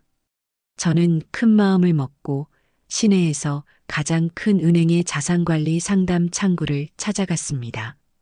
처음에 저를 맞았던 젊은 직원은 그저 평범한 노인 고객을 대하듯 형식적인 상품 몇 가지만을 추천했어요. 하지만 제가 미리 공부해 간 경제 용어들을 몇 가지 섞어가며 날카로운 질문을 던지자 그의 태도가 바뀌기 시작했습니다. 그는 놀란 표정으로 저를 다시 보더니 훨씬 더 전문적이고 성실한 태도로 상담에 임해 주었어요. 저는 큰 수익을 바라는 것이 아닙니다. 위험한 투자는 하고 싶지 않아요. 남은 인생 동안 누구에게도 아쉬운 소리 하지 않고 안정적으로 살아갈 수 있는 방법을 찾고 싶습니다. 제 확고한 목표를 들은 직원은 제게 맞는 여러 가지 금융 상품들을 조합하여 맞춤형 포트폴리오를 설계해 주었습니다. 저는 그의 설명을 꼼꼼히 듣고 몇 가지 질문을 더한 뒤에 제 노후 자금의 일부를 안전한 연금형 펀드와 장기 채권에 투자하기로 결정했습니다. 계약서에 사인을 하고 은행을 나오는 길, 저는 제가 또 한 단계 성장했음을 느꼈습니다. 이제 저는 더 이상 돈에 대해 무지하고 남에게 의존해야만 했던 과거의 제가 아니었습니다. 제 자산을 스스로 공부하고 현명하게 관리하며 제 미래를 제 손으로 책임질 수 있는 독립적인 여성이 되어 있었습니다. 통장에 찍힌 숫자가 아니라 그 돈을 관리할 수 있는 지혜와 자신감을 얻었다는 사실이 저를 더욱 행복하게 만들었습니다. 제 삶이 하루하루 평온과 새로운 배움의 기쁨으로 채워져 가는 동안 제가 떠나온 그들의 세상은 벼랑 끝으로 맹렬하게 내몰리고 있었던 모양입니다. 물론 저는 그들의 소식을 들을 길도 굳이 들을 이유도 없었기에 전혀 알지 못했어요. 그저 가끔, 아주 가끔 밤에 잠이 오지 않을 때면 그들은 지금쯤 어떻게 됐을까 하는 막연한 생각 정도만 수면 위를 스쳐가는 바람처럼 지나갈 뿐이었습니다. 그 생각은 제 고요한 마음에 어떤 파문도 일으키지 못하고 이내 흩어지곤 했죠. 그들은 이미 제 인생의 변방, 그 너머의 안개 속으로 사라진 존재들이었으니까요. 그들의 최후의 발악은 제가 전혀 예상치 못한 방식으로 제 평온한 일상을 무참히 위협해왔습니다. 그날은 마침 서예의 교실이 없는 아주 한가로운 오후였어요. 저는 창가에 앉아 얼마 전 큰 마음을 먹고 장만한 닭이 세트에 손수 녹차를 우리고 있었습니다. 제주도에서 갓 공수했다는 어린 찻잎이 뜨거운 물에 서서히 몸을 푸는 모습을 가만히 지켜보았죠. 맑은 연두빛으로 우러나는 찬물을 보며 잠시 후 이 차를 마시며 읽을 책의 첫 페이지를 떠올리고 있었어요. 거실 스피커에서는 제가 좋아하는 쇼팽의 녹턴이 잔잔하게 흐르고 있었고 안마의자는 충실하게 제 어깨를 주무르고 있었습니다. 그야말로 완벽한 평화, 그 자체였어요. 그때였어요. 제 휴대전화가 낯선 번호를 띄우며 날카로운 소리로 울렸습니다. 친구인 영옥 씨나 다른 지인들의 번호는 모두 저장해 두었기에 모르는 번호는 웬만해서는 받지 않았지만 그날은 이상하게 전화를 받아야만 할 것 같은 기분이 들었어요. 여보세요? 네, 경찰입니다. 본인 확인차 몇 가지 여쭙겠습니다. 혹시 이숙자 어르신 되십니까? 경찰이라는 말에 심장이 쿵 하고 내려앉았습니다. 제게 무슨 일이 생긴 걸까요? 혹시 제 신분을 도용당하기라도 한 걸까요? 아니면 제가 모르는 사이에 어떤 끔찍한 사건에 연루되기라도 한 것인지 온갖 불길한 생각이 머리를 스쳐 지나갔습니다. 네, 제가 이숙자 맞는데요. 그런데 경찰서에서는 어쩐 일로? 제게 무슨 문제라도 생겼나요? 아, 그건 아닙니다. 어르신. 다름이 아니라 아드님이신 박인범 씨께서 어르신이 실종되었다고 저희 쪽에 신고를 접수하셨습니다. 한 달 넘게 연락이 완전히 두절되고 행방을 알 수 없어 걱정이 된다고 하시더군요. 저희가 어르신 금융 기록과 통신 기록을 조회해서 겨우 연락을 드렸습니다. 지금 어디에 계시고 혹시 별일은 없으신 건가요? 혹시라도 누군가의 강압에 의해 전화를 받고 계신 거라면 알아들을 수 있는 신호를 보내주셔도 좋습니다. 예컨대 제가 좋아하는 색깔을 물으면 위험한 상황일 경우 파란색이라고 대답하시는 식으로 약속할 수도 있습니다. 경찰관의 말을 듣는 순간 제 머릿속의 모든 피가 차갑게 식는 기분이었습니다. 놀라움과 당혹감은 이내 불같은 분노로 바뀌었어요. 그들이 감히 저를 실종자로 만들다니요. 그것도 모자라 마치 제가 누군가에게 감금당했거나 판단력이 흐려져 자기 의사표현도 못하는 사람인 양 취급하다니요.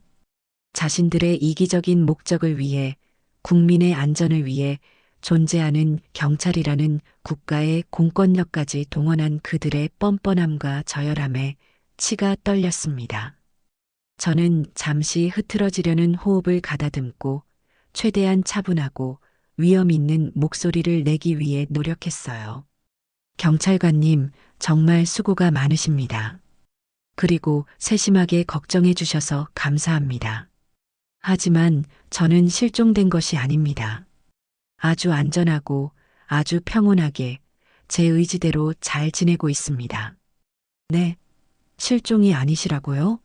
하지만 아드님께서는 어머님께서 평소 지병도 있으시고 제 아들이 그렇게 말했나요?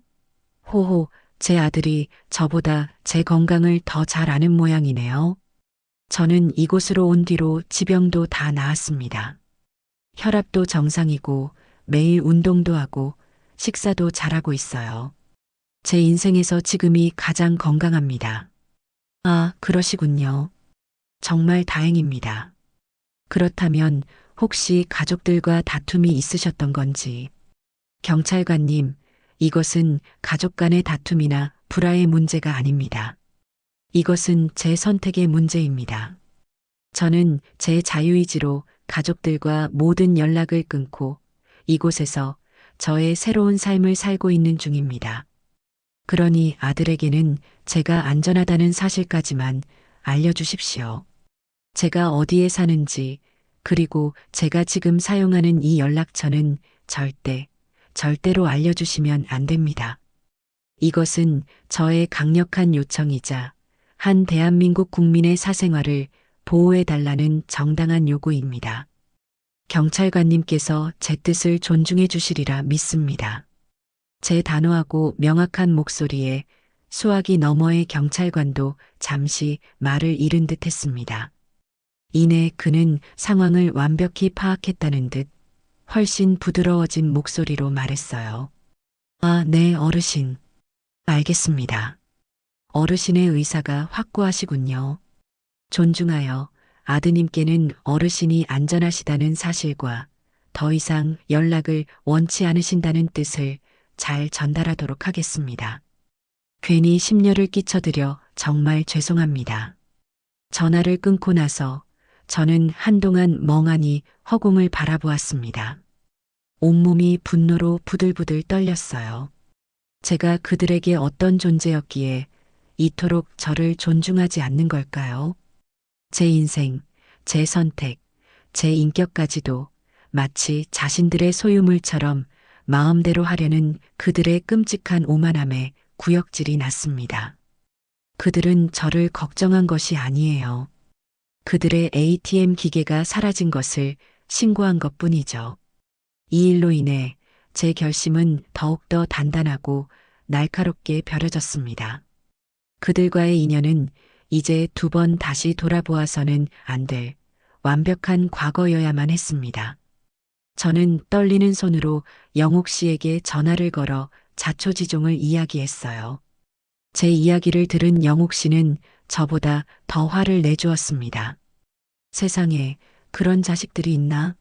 지들이 엄마한테 어떻게 했는지는 까맣게 잊어버리고 이제 와서 경찰에 실종 신고를 해? 아주 사람을 치매 노인 취급하는 거 아니야. 숙자 씨, 절대로 마음 약해지면 안 돼. 이런 일로 괜히 속상해하지도 말고. 그럴수록 우리는 더 떵떵거리고 재미있게 살아야 돼. 내일 백화점 세일한다는데 우리 가서 예쁜 옷이나 한 벌씩 사입고 기분 풀자. 그게 최고의 복수야. 영옥 씨의 시원시원하고 따뜻한 위로에 부글부글 끓던 마음이 조금은 가라앉는 기분이었습니다.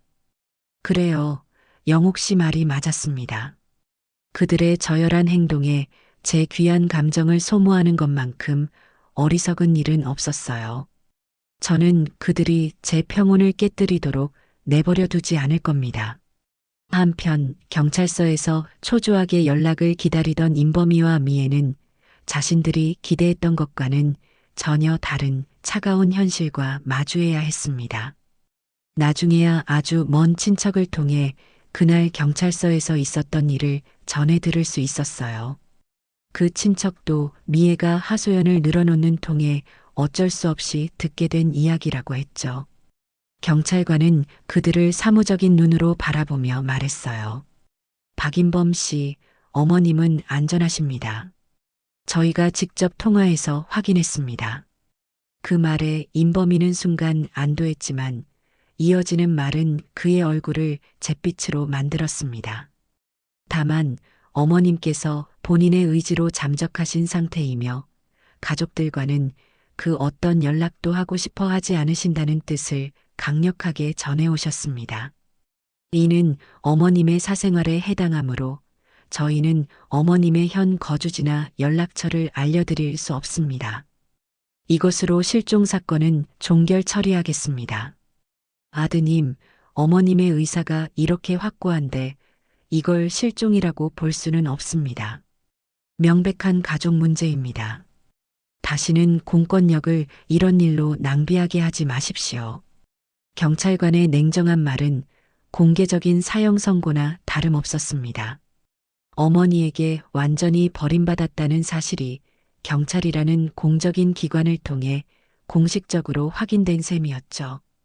임범이는 그 자리에 주저앉아 얼굴을 감싸 쥐었고 미애는 입술을 깨물며 분노를 사겼다고 합니다.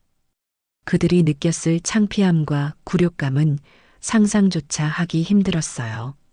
경찰서를 나온 그들은 또다시 차 안에서 지옥 같은 싸움을 벌였습니다. 꼴 좋다. 이제 아주 온 동네에 소문나게 생겼네. 엄마한테 버림받은 찌질한 아들 됐어. 아주. 이제 어쩔 거야? 당신 믿고 결혼한 내 인생은 뭐가 되냐고. 미애의 악에 받친 목소리에 임범이도 마침내 이성을 잃고 덤벼들었습니다. 닥쳐. 이게 다 누구 때문인데. 너만 아니었으면 당신만 어머니한테 그따위로 굴지 않았으면 일이 이 지경까지 오지는 않았어. 그깟 10,000원. 그 10,000원 때문에 내 인생이 통째로 망가졌다고. 당신이 친구 말만 믿고 그 이상한 코인에 투자해서 돈 날리지만 않았어도 우리가 어머니한테 이렇게까지 아쉬운 소리 할 필요도 없었잖아. 그들은 서로의 머리채라도 잡을 것처럼 맹렬하게 싸웠습니다. 그들의 마지막 남은 희망과 자존심이 경찰서 주차장에서 산산이 부서져 내리고 있었습니다.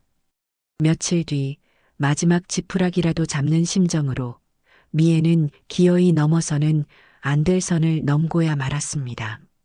그녀는 인터넷을 뒤져 어둡고 퀴퀴한 냄새가 나는 뒷골목에 자리한 흥신소의 문을 두드렸습니다.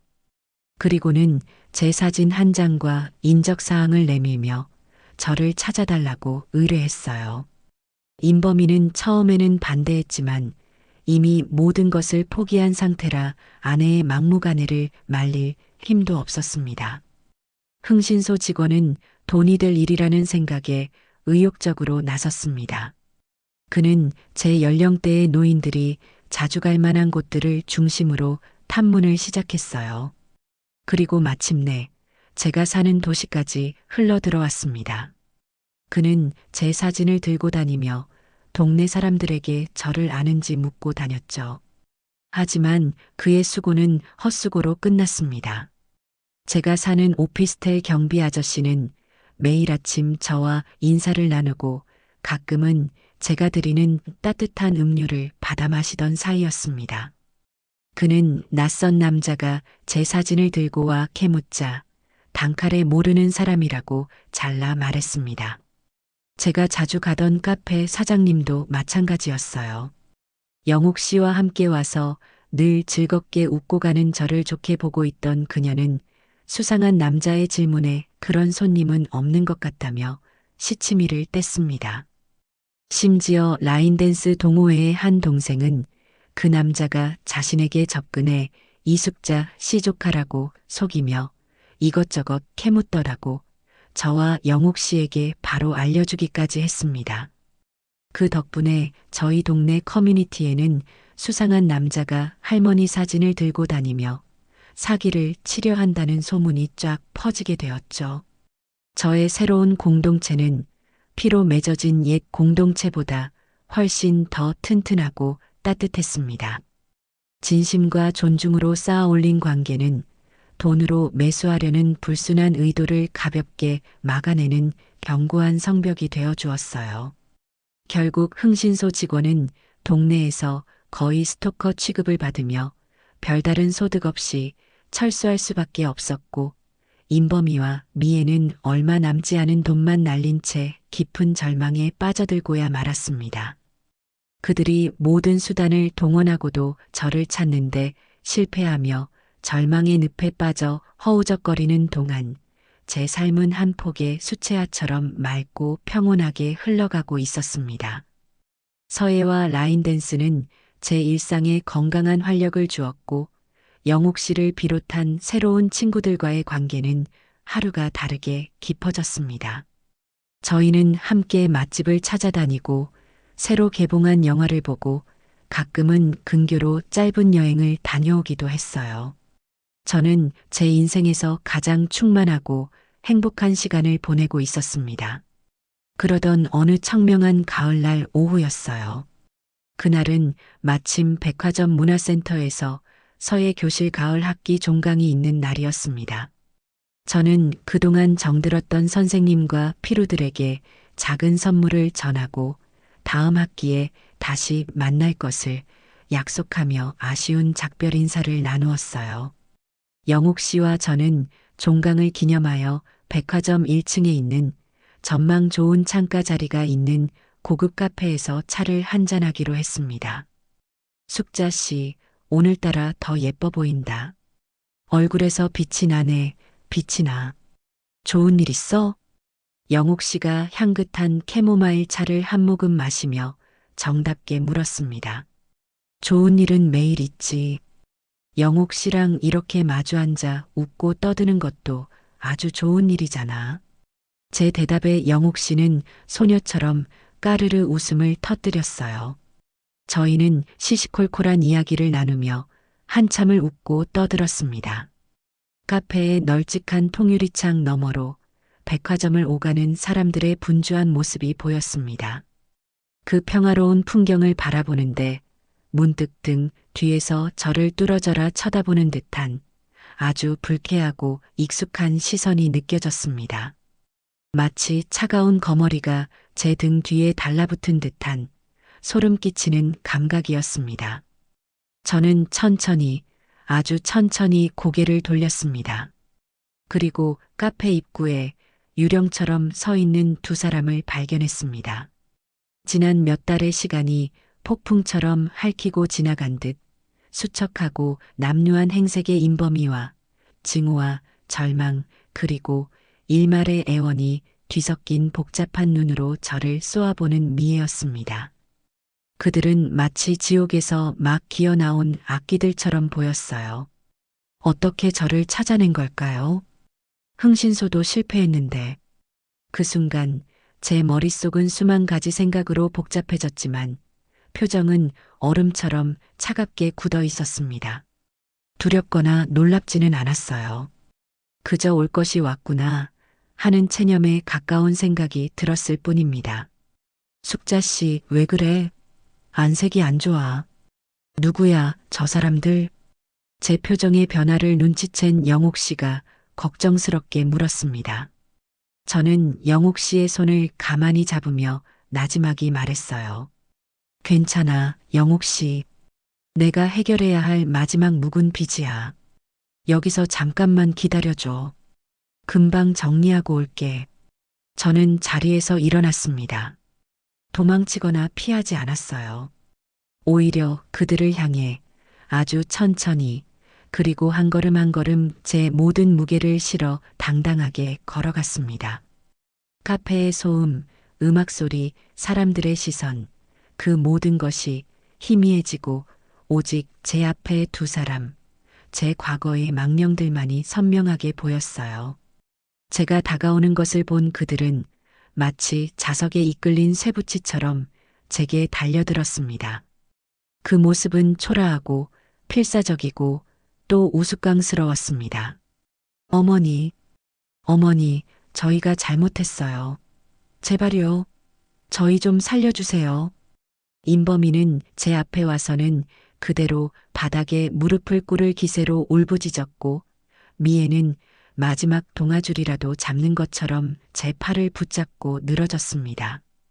그들의 갑작스러운 행동에 카페 안의 모든 사람들의 시선이 저희에게로 쏠렸어요. 웅성거리는 소리, 놀란 표정들. 예전에 저였다면 남들의 시선이 부끄럽고 창피해서라도 그들의 손에 이끌려 나갔을지도 모릅니다. 하지만 지금의 저는 달랐어요. 그 어떤 시선도 그 어떤 수군거림도 제 마음을 흔들지 못했습니다. 이 손 놓아라. 제 목소리는 조용했지만 그 안에는 얼음장 같은 냉기와 누구도 거스를 수 없는 단호함이 담겨 있었습니다. 제 기세에 눌린 미애가 저도 모르게 제 팔을 놓았어요. 저는 그들과 몇 걸음 거리를 둔 채 그들을 차갑게 내려다보았습니다. 여긴 어쩐 일이냐? 내가 다시는 내 눈앞에 나타나지 말라고 했을 텐데. 어머니, 제발 용서해 주세요. 저희 정말 죽을 것 같아요. 빚쟁이들이 매일 집으로 찾아와요. 회사에서도 쫓겨나게 생겼어요. 제가 어떻게 해야 할지 정말 모르겠어요. 어머니 없이는 저희는 아무것도 아니에요. 제발, 제발 저희를 버리지 마세요. 임범이는 어린아이처럼 눈물 콧물을 쏟아내며 제게 매달렸습니다. 그의 모습은 비참하고 처절했지만 제 마음속에서는 그 어떤 동정심도 일어나지 않았어요. 오히려 저는 그의 눈을 똑바로 바라보며 그의 변명 속에 숨은 비겁함을 꿰뚫어 보았습니다. 너의 집, 너의 인생, 그 모든 것은 너희 스스로가 망친 것이지 내가 버린 것이 아니다. 그 빚쟁이들은 내가 아니라 너희가 만든 것이고 너의 회사는 너의 능력으로 지켜야 하는 것이다. 40이 넘은 사내 자식이 어째서 아직도 너의 인생의 책임을 나에게 떠넘기려 하느냐? 부끄러운 줄 알아라. 어머니, 그리고 한 가지 더. 나는 너를 버린 적이 없다. 나는 나 자신을 버렸던 너희를 떠나 내 인생을 되찾았을 뿐이다. 너희는 그 차이를 영원히 죽을 때까지도 이해하지 못하겠지. 제 말은 비수처럼 날아가 그들의 가슴에 박혔습니다. 제 평온한 목소리가 그들의 절규보다 더 날카롭게 공간을 갈랐습니다. 그때까지 제 눈치만 살피던 미애가 발악하듯 소리쳤어요. 제가 조용히 말할수록 그녀는 더 격앙되었습니다. 어떻게 어머니가 어떻게 저희한테 이렇게까지 잔인하실 수가 있어요. 피도 눈물도 없으시냐고요. 그래도 어머니 아들이잖아요. 임범 씨가 저렇게 망가졌는데 마음이 아프지도 않으세요? 민준이 생각은 안 하세요? 애가 할머니를 얼마나 보고 싶어 하는데요. 매일 밤 할머니 찾으면서 운단 말이에요. 손주 이야기까지 꺼내는 미애의 모습에 저는 실소를 터뜨릴 뻔했습니다. 아이를 방패로 삼는 비겁하고 상투적인 수법. 저는 그런 미애를 가만히 바라보았습니다.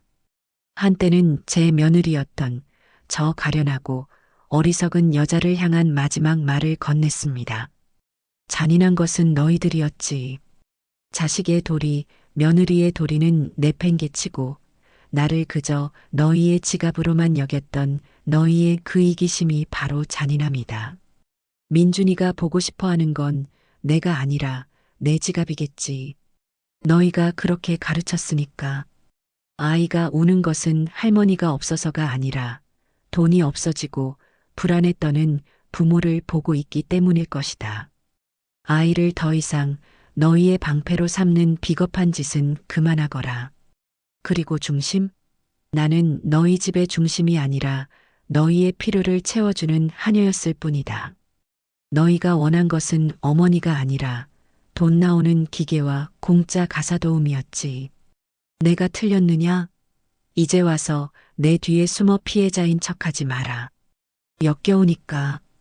제 마지막 한마디에 미애는 더 이상 아무 말도 하지 못하고 입술만 파르르 떨었습니다. 그때 이성을 잃은 인범이가 벌떡 일어나 제게 다가와 제 손목을 거칠게 붙잡았습니다. 어머니, 제발 같이 가요. 네, 집으로 가요, 우리. 가서 이야기해요. 그의 소나기 힘은 절박했고 폭력적이었습니다. 저를 강제로라도 끌고 가려는 그의 행동에 제 마음속에 남아있던 마지막 한 조각의 연민마저 완전히 사라졌습니다. 저는 제 손목을 붙잡은 그의 손을 제 남은 모든 힘을 다해 뿌리쳤습니다. 이거 놓지 못해. 제 서늘한 외침에 인범이가 움찔하며 물러섰습니다. 저는 제 손목을 어루만지며 그들을 향한 최종 선고를 내렸습니다. 너희의 집으로 돌아가거라. 그리고 너희의 문제를 스스로 해결해. 이제 내 인생에 너희는 없다. 다시는 절대로 찾아오지 마라. 이것이 너희에게 주는 내 마지막 잡이다. 그 말을 끝으로 저는 차갑게 돌아섰습니다. 등 뒤에서 저를 부르는 인범이의 절규와 미애의 흐느낌이 들려왔지만 저는 단 한 번도 뒤돌아보지 않았어요. 제자리로 돌아오자 영옥 씨가 걱정과 안쓰러움이 뒤섞인 눈으로 저를 바라보고 있었습니다. 그녀의 손은 휴대전화 위에 놓여 있었어요. 아마 제가 위험에 처하면 바로 신고할 준비를 하고 있었던 모양입니다. 괜찮아, 숙자 씨? 응, 괜찮아. 아니, 평생 앓더니가 빠진 것처럼 아주 후련해. 저는 영옥 씨를 보며 희미하게 웃었습니다. 그리고 제 핸드백에서 지갑을 꺼내 테이블 위에 차값을 계산하고 일어섰습니다. 가자, 영옥 씨. 오늘은 내가 세상에서 제일 비싸고 맛있는 거 쏠게. 내 해방 기념일이잖아.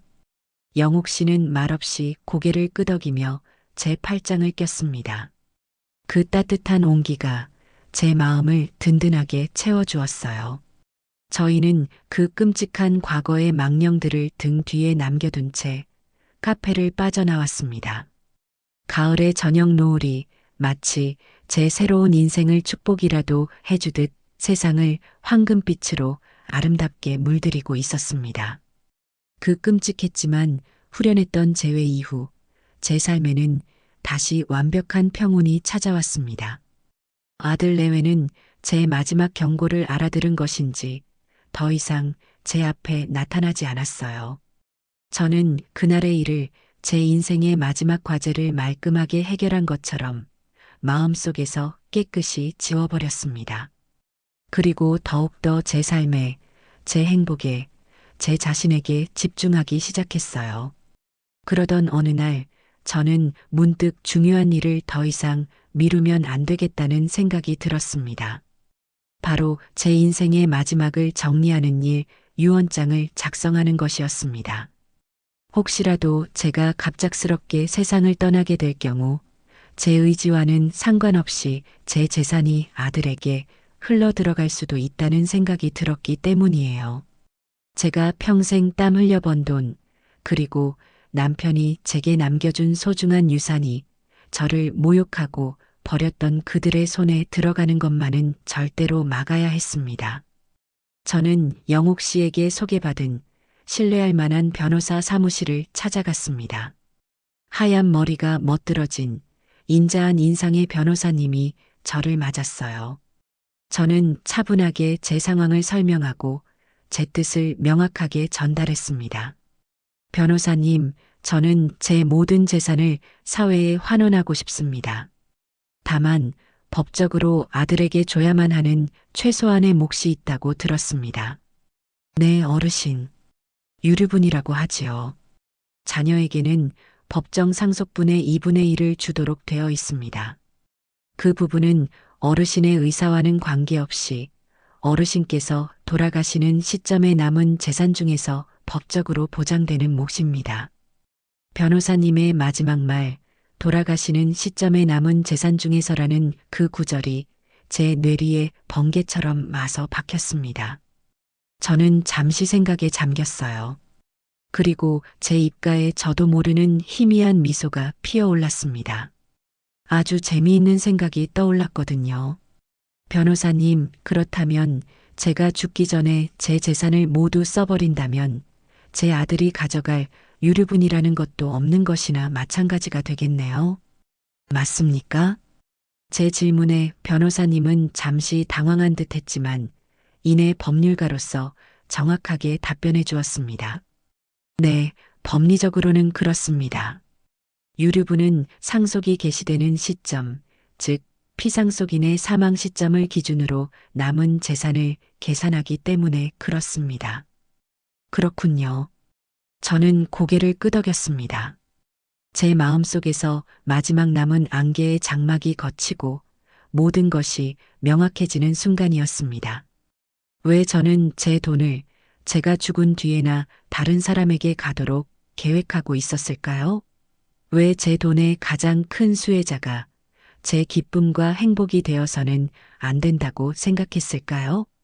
저는 변호사님의 눈을 똑바로 바라보며 완전히 새로운 결심을 이야기했습니다. 변호사님, 그럼 이렇게 하죠. 제가 죽는 날 제게 혹시라도 재산이 남아있다면 그 쥐꼬리만 한 유류분을 아들에게 주고 나머지는 예정대로 사회에 기부해 주십시오. 하지만 아마 그럴 일은 없을 겁니다. 이제부터 저는 제 남은 인생 동안 저 자신을 위해 제 모든 것을 쓸 작정이거든요. 제가 제 유산의 첫 번째이자 마지막 상속자가 되기로 마음먹었습니다. 제 확고한 의지에 변호사님은 잠시 저를 지그시 바라보더니 이내 그 의미를 깨달았다는 듯 따뜻한 미소를 지었습니다. 알겠습니다, 어르신. 어르신의 그 가장 현명한 상속 계획을 존중하여 법적으로 아무런 문제가 없도록 완벽하게 유언장을 작성해 드리겠습니다. 어르신 같은 분을 만나 뵙게 되어 영광입니다. 며칠 뒤 저는 완성된 유언장에 서명을 했습니다. 마지막으로 제 이름 석자를 쓰고 붉은 인주를 묻힌 도장을 찍는 순간 저는 제 인생의 모든 굴레로부터 완벽하게 해방되었다는 깊은 안도감과 함께 말로 표현할 수 없는 짜릿한 충만함을 느꼈습니다. 그날 이후 제 삶은 완전히 새로운 국면으로 접어들었습니다. 저는 더 이상 돈을 아끼지 않았어요. 제 통장에 찍힌 숫자는 이제 제가 누려야 할 행복의 총량이었습니다. 저는 가장 먼저 영옥 씨와 함께 여행사를 찾아갔습니다. 숙자 씨, 정말 괜찮겠어? 유럽 크루즈 여행이라니 돈이 어마어마할 텐데. 영옥 씨가 걱정스럽게 물었지만 저는 활짝 웃으며 답했습니다. 영옥 씨, 내 돈인데 내가 쓰겠다는데 뭐가 걱정이야. 그리고 혼자 가면 재미없잖아. 우리 같이 가서 세상 구경 실컷 하고 오자. 여행 경비는 전부 내가 낼게. 이건 내 첫 번째 행복 계획에 동참해주는 친구를 위한 선물이야. 결국 저희는 지중해를 도는 2주짜리 크루즈 여행을 예약했습니다. 로마, 아테네, 산토리니. 이름만 들어도 가슴 설레는 곳들이었습니다. 여행을 떠나는 날, 공항으로 향하는 제 발걸음은 깃털처럼 가벼웠어요. 생전 처음 타보는 비행기, 그리고 상상 속에서나 그려보던 거대한 크루즈선에 올라탔을 때, 저는 어린아이처럼 환호성을 질렀습니다. 끝없이 펼쳐진 푸른 바다를 보며 즐기는 아침 식사, 고대 유적지에서의 경이로운 산책, 배 위에서 열리는 화려한 파티, 그 모든 순간이 꿈만 같았어요. 저는 가장 좋은 레스토랑에서 매일 저녁 식사를 하고 가장 아름다운 발코니가 딸린 방에서 잠이 들었습니다.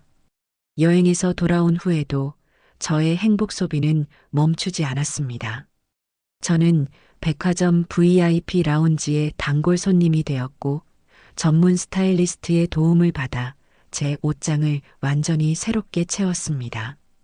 화사한 색상의 실크 블라우스, 몸에 꼭 맞는 세련된 정장, 부드러운 캐시미어 코트.